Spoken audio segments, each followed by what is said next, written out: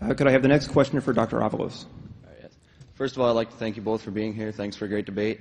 And Dr. Avalos, you never directly refuted any of the facts that Dr. Craig stated in his first, the opening statements.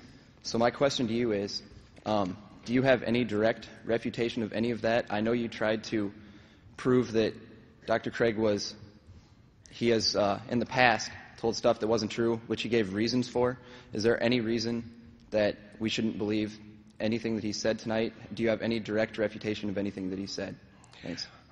I think Dr. Craig is just playing a semantic game. He wants to pretend that just calling something a fact makes it a fact. So he starts with the fact of postmortem appearances. That's not a fact. We can't verify postmortem appearances happened. All we have is a story of postmortem appearances. What makes that story a fact? Well, he uses a lot of this argument, as probably the earlier questioner pointed out, this argumentum ad verecundium, which means he uses an appeal to authority. Most scholars agree. Well, listen, what group of scholars are you quoting? Mostly Christian scholars. What do you think most Christian scholars are going to say? They're already committed to the resurrection. Does he do that with Muslim scholars? Does he say, most Muslim scholars agree that the Quran is a revelation of God. Therefore, I'm going to start with that. You see, he's doing a lot of this stuff that you're not going to notice until you dissect it very, very carefully. And, for example, 99% of text, we have 99% reliability of the New Testament. Nonsense. We don't have the autographs. How could you possibly come up with that statistic? You can only come up with that statistic if you compare the manuscripts to the original. You don't have the original, so how would you know it's 99% like the original if you don't have the original? It's nonsense. Could I have the next questioner from this side, please? It's for Dr. Avalos. If you don't believe in any supernatural essences to this world at all, then how do you account for many miracles in Jesus's and all the disciples' time and times hereafter that are pretty recent too?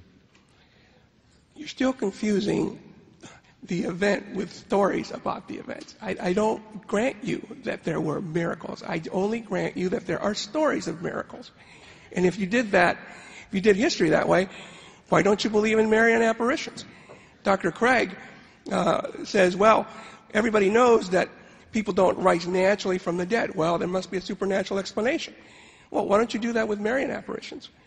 People know that Mary couldn't possibly rise naturally from the dead. So why don't you just say, Dr. Craig, those appearances must be true. Mary must be alive, since witnesses are experiencing something.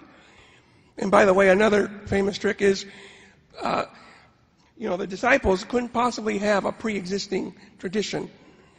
Every tradition, the first instance, doesn't have a pre-existing tradition. That's another bogus argument.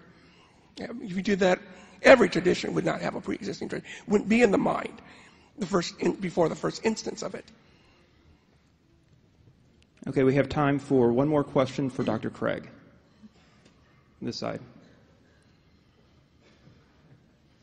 Anyone? Is there a question for Dr. Craig from this side? I wish to speak a moment, please. I have a driver's license here. My name is Jesus Christ. I am a scientist. I study electromagnetic phenomena. I study paramagnetic phenomena, ferromagnetic phenomena, and dielectric phenomena.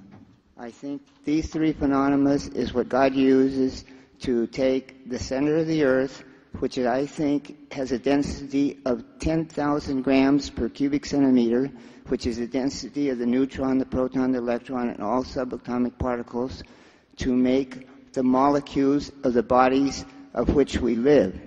I think that it is time for us to take a good look at what we're doing tonight. I like it. I like when people discuss and talk, and it doesn't mean that we all have the same ideas.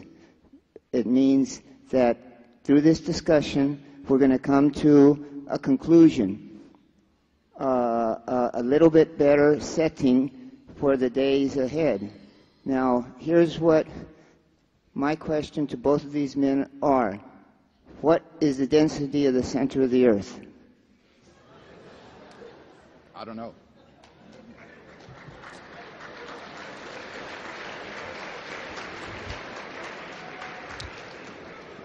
Well, perhaps ending with an unanswerable question